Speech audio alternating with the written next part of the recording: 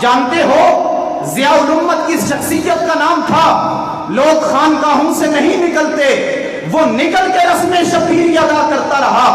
وہ ضیاء الامت جس کے کارناموں کی اگر فہرست جاری کی جائے زندگیاں ختم ہو سکتی ہیں، ضیاء الامت کی زندگی کا ایک باب بھی ختم نہیں ہو سکتا، جس نے تفسیر ضیاء القرآن 5 جلدوں میں، ضیاء النبی 7 جلدوں میں، دفاع سنت کی باری لائی، حجیت حدیث کی باری لائی، سنت خیر الانام لکھ دیا۔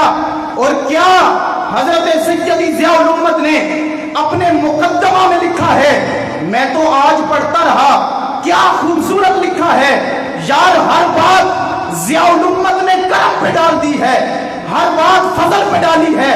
نوازشات خسروانہ الہی یہ تیرا کرم ہے، کچھ بھی نہیں ہے۔ اور ایک لفظ لکھا، کہا نکارہ خلائق، اسے کہتے ہیں مخلوق میں کوئی کام نہ کرنے والا۔ بتاؤ وہ نکارہ خلائق کیسے ہو سکتا ہے؟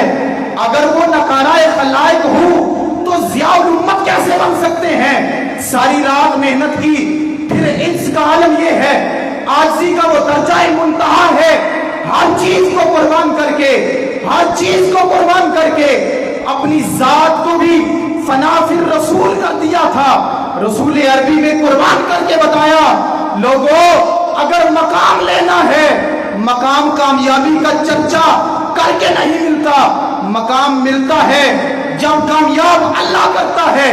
ضیاء الامت کو دنیا جانتی ہے۔ آؤ حضرت امیر الصالحین رحمت اللہ تعالی علیہ، آپ کی دعا کا اثر ہے، دریائے جہلم کے کنارے جب ریاضت کا معاملہ ہوا آپ وہاں پہ جاتے، اللہ کے حضور سجدے کرتے، سارے معاملات کرتے۔